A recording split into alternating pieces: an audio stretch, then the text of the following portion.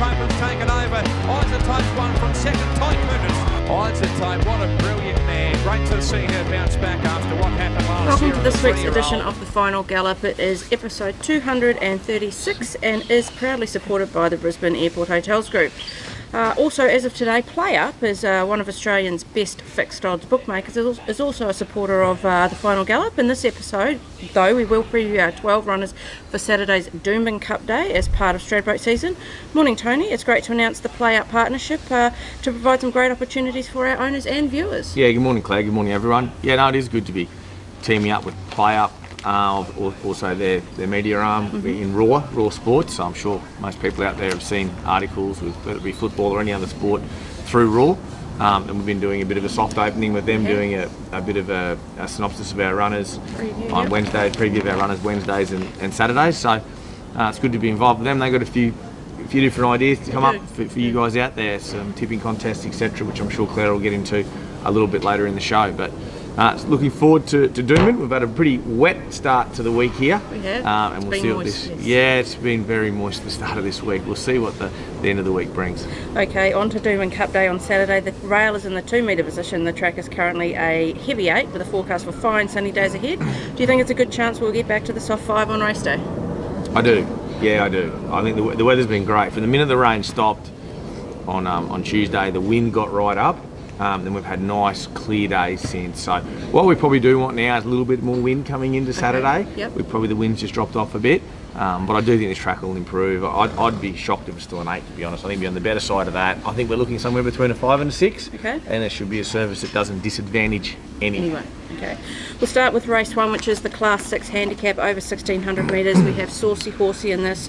She'll carry 53 kilos. Ben Thompson on board from barrier 9. Early odds with PlayUp she is paying $8 to win and $2.60 for the place. Last start was her first with our stable, and it was a strong win from the front at Toowoomba over the mile.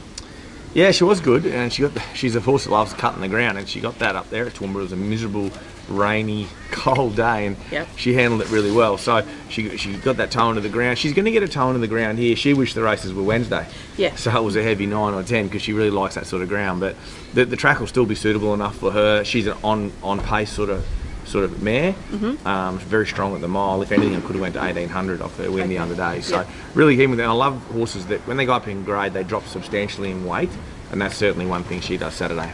Okay, we'll move on to race 3 now, which is the listed Bill Carter Stakes for 2-year-old fillies over 1200 metres. You did win this race with Perudo back in 2019. This year we have 2 runners. First one we'll talk about is Mighty, who's watching on in the corner. She'll carry 56.5 kilos. Jimmy Orman will ride her jumping from barrier 10. Currently at the moment, Mighty is playing $23 to win and $5.50 a place with PlayUp. She is a half sister to Isotope in a debut win at last preparation. She is first up though, coming off 3 impressive trials and jump outs. Yeah, busy week for the family with Isotope going through the Broodmare sale next Tuesday. I'm sure they'll be hoping that this filly can get a bit of black type prior to that. She's a lovely filly this. I think she's ridiculously over the odds. I know my 2 fillies here, the price disparity is just far too great for mine. This filly, I'll probably ride her a touch quiet from that barrier. Her trial's been ridden back like that. She's had a really good turn of foot, and my hand's probably been forced a little bit from that gate. So we'll just go back, let the race unfold, let her have a nice easy time through the first half of it. I think she'll be exceptionally strong late. I've had a really, really good preparation with her. She's spot on for the weekend. She's listening intently. Yeah, she's a sweetie. She is. The second runner we have is Certainly Can. She'll carry 56.5 kilos. Jordan Childs will ride barrier 7. With PlayUp, Certainly Can is paying $7.50 to win and $2.60 a place. She is only a recent arrival to our stable from New Zealand, this Written Tycoon filly, and she will be making her race day debut on Saturday, but she does come with some really strong trial form. Yeah, she does. I've done plenty of work with her. Tony Pike and his team had her over there in New Zealand, and she's had the 3 or 4 jump outs and trials. She had 1 on the poly, and then she had 3 grass ones, and she just got better and better each time. She's certainly come in nice and fit. She worked out with Mighty on Tuesday morning, and I'm really happy with her. The way that she's come, the condition she's come to me in, she's certainly ready to run a race over the 1200. And I think the track, even though she's a Written Tycoon, they don't love wet ground. I think the track will get back to certainly good enough ground for her to handle. So she'll get a chance, and she's drawn not too bad. Okay, are you going to split them, or you just don't know? Well, I don't know the other filly well enough. She's only been here a couple of weeks. She basically just settled in, and then we've given her a few pieces of work and measured her fitness, and I'm really pleased where that's at. So it's certainly a worthwhile target how good she goes. But I know a lot more about the other filly, and I'm really keen on her. Okay. We'll move on to race 4 now, which is the Group 3 Pam O'Neill Stakes for the fillies and mares over 1,600 metres. 2 runners this year. Tock Queen is the first one we'll have a chat about. She'll carry 55.5 kilos with Kyle Wilson-Taylor on board from Barrier 1. She's paying $8.50 to win and $2.90 for a place with PlayUp.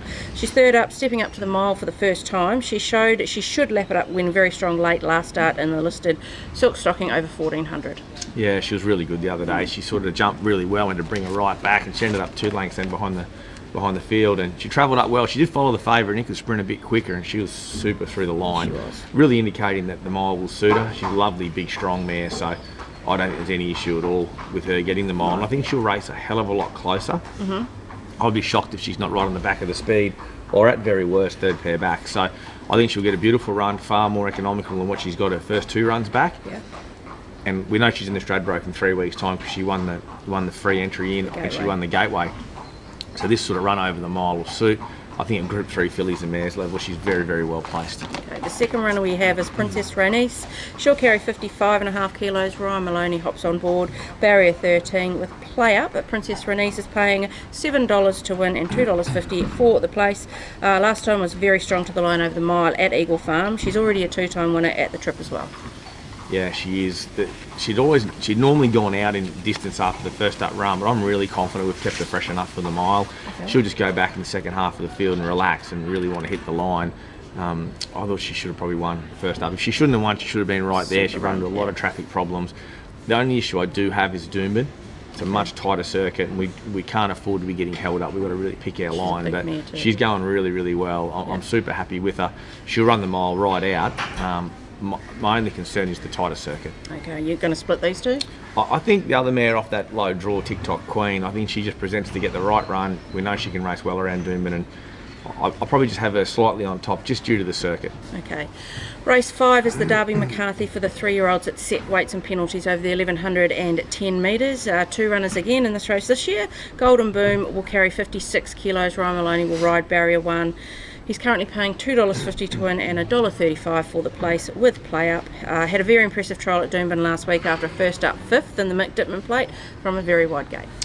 Well, he was the best of the on-paces in the Mick Dittman. He travelled wide up on speed on a hot tempo, and he was still there till late. Yeah. The horses that got the softer runs were the ones that got over the top of him. I thought he was brilliant. He's not going to have that sort of run here, is he? He's got that low draw for the first time in a few runs now. He'll just jump and just travel wherever Ryan wants him to be. I think he's the best horse in the race, and we'll ride him accordingly, but I think at this point in time we're going to get a much more economical run. So I love the way he's placed on the weekend. Obviously, Doom, we're going to see how that track plays, whether that inside does cut out a bit the second week of this carnival or not, and if that's the case, we've just got to get to the right ground. But Ryan's definitely on the right horse here, and he's going terrific. Okay, the second runner we have is Bazik. She'll carry 54 kilos. Ben Thompson will ride her, and she'll jump from Barrier 3. She's currently paying $21 to win with PlayUp and $5 for the place. Like Golden Boom is second up after opening her campaign in the Mick Dittman, where she did have to do a bit of work early and from a wide draw. Yeah, she was one of those ones that was right up there. She led the race, and they went way too quick. Pressure built the whole way, and she was vulnerable late, which she should have been off such a long time out. She's nearly been 12 months out of racing, so she'll be far better for that experience. The fact I could give her the 4 weeks into this is ideal, and the fact she's drawn low, Benny Thompson's back on her, he knows her, he'll give her a much more economical run. She'll have a lot great to turn her foot. It's hard to say. These two trialled against each other, and there wasn't much between them in the trials. If I went off that first up run, I'd have to say Golden Boom, and purely because he was the better on-speed runner than what she was. But the break between them won't be much. I think both horses will be right in the finish. So you're just not splitting them? I'm going to Golden Boom on top for sure. He goes on top, but I don't think there'll be a big margin between my two when it comes to the finish of this race, and I do think both horses will be right there. Okay. Race 6 is the listed Chief de Beers over the 1,110 metres, a race you did win with Rocket to Glory back in 2015. We have 2 runners this year. First one we will start with is King Kappa. He will carry 54 kilos. Ben Thompson on board, Barrier at 10. With PlayUp at the moment, he is paying $5.50 to win and $2.15 for the place. Had a scintillating trial last week after a head scratch of a first out run at Eagle Farm. Yeah, I still can't put a finger on what happened at Eagle Farm, to be honest. He's passed every single test and check since then. His trial's been brilliant. His trial previous was brilliant. I just think the horse is in really good shape. He looks well, he feels well, his work this week's been great as well. I don't love the barrier, it's tricky. Yes. He's shortened up in the market. Someone must think he can get across and get into a good position. So I want a nice positive ride out and just find the right spot for him. He's a very timid horse when he's around horses, so he's got to be able to get better at that. He's obviously up in grade now, there's no room for error. I think Ben will ride him well, dropping weight helps him. I want to see a positive ride. If he overcomes the barrier, he can win the race. Okay. Second runner we have is Shamrock Lou. He'll carry 54 kilos. Kyle Wilson Taylor will ride barrier 8. He's currently paying $23 to win and $6 for the place with PlayUp. Nice trial last week under a hold after a strong finish last start at this track and trip, and that race has proven to be a pretty good form race. It's a very, very good form race, yeah. But it'll have to be for this. This is a good race too. Whether this horse is up to this grade or he just needs to come back at peg is going to be the question mark on Saturday. He'll get a nice enough run. He's got a light weight. He'll be off what looks to be a good speed and be strong late. Yeah. I just have a query on him at this listed level. Okay, so you're putting King Capo goes on top. Yeah. Okay. Race 8 is the Group 3 BRC Sprint over 1,350 metres. I'm a Ripper was a winner of this race back in 2018. We'll start with Hilal this year, 56 kilos, Ryan Maloney on board, barrier 14 with PlayUp. Hilal's paying $20 to win and $6 for the place. It's been a hard one to get a bit of a handle on in his 4 runs this preparation. Last start it was a bit of an improved effort in the ATC Cup over 1,200 metres, but the gate is not going to be a help. I thought he was good the other day. He was really good. He's got to ride him as he jumps, give him a bit of a squeeze and put him there. When Ryan got off him the other day, this same sort of grade up to 1,400 is what he wants. That's what he gets. It's a good race. It's very deep. There's good pressure in it. I think you get a nice enough run. I think you'll see a much better horse. He's coming down in weight. He's going up in trip. Yeah. And Maloney knows him well now. So I think you'll see a bit much improved run. I'm not going to be brave enough to say he'll win because he doesn't like to put his head in front. But his work on Wednesday morning here on the course proper was really good. Yep. He's right up to the mark. And if he can't show me something, Saturday I'm out of ideas. I thought his run at Sunshine Coast was certainly good enough to be here. Okay, the second runner we have is Vinco, 55.5 kilos. Ben Thompson rides, jumping from barrier 2. He's currently paying $31 to win with PlayUp and $8.50 a place. He's second up on Saturday and does always improve after his first up run. He was pretty good late though, over 1,200 metres first up, showing that 1,350 shouldn't be a problem for him. No, it shouldn't be. He was pretty good the other day. Ben's idea was to stay back and sort of hope they'd all fan up the inside of them. Well, nothing fanned at that race. And so he's always had horses in front of him. He's not a horse that wants to charge up on bums. You've got to be able to give him room. One alley might make that a bit of a problem, but hopefully he can race a bit closer from the one and hopefully Ben can get room. This race last year was run at Eagle Farm and he was absolutely I wouldn't say a good thing beat, it was a blanket finish, but geez, he was a good run on the bigger track. Doomben hasn't been his friend, this horse. He will run way better than his odds. If this was at Eagle Farm, I nearly think he can be right in the finish. He's going particularly well, this horse. Don't never worry about the price of him because he always wins at big odds. But he'll run really well, then you'll see him get back across the road to Eagle Farm where he'll be looking for that big track. Okay, we will move on to race 9 now, which is the Group 2 Roses for the fillies over the 2,000 metres. We have Madame Odette running in this, 56.5 kilos, Ryan Maloney on board, barrier 15. With PlayUp, she's paying $13 to win and $4 for the place. She's been flying late in each of her races this preparation, including last start in the bracelet over the 1,800 metres, but she just cannot draw a gate. No, she can't. I don't think she minds being outside horses at all either, however, so we'll just probably employ the same tactics. We'll just try and roll forward and find a position from out there. We'll have a bit of a talk to Cameron and his team from Flying Start, but we normally try and ride her a bit positive. She sort of just got shuffled right back the other day, hit a real flat spot, which she can do, but she finished off well late. The winner from the meeting the other day, which is favourite in this race, it was really good. Rhaenys won, but I thought we were the next best run in the race. If we can take that same type of form getting out of the 2,000 round Doomben, she was really good at Doomben, when she ran second in the mile race previously. So I think she's in good order. I think she's a real Oaks contender, this filly, and she's really enjoying as the work stepping up. She's a very happy horse, and if we get any luck at all from the gate, she can run a race. We are into the final furlong of this week's Final Gallop. Who do you think your best winning chance at Doomben on Saturday? Golden Boom's my best winning chance. He's finally drawn the gate and he's ready to rock and roll. Okay, your best each way chance?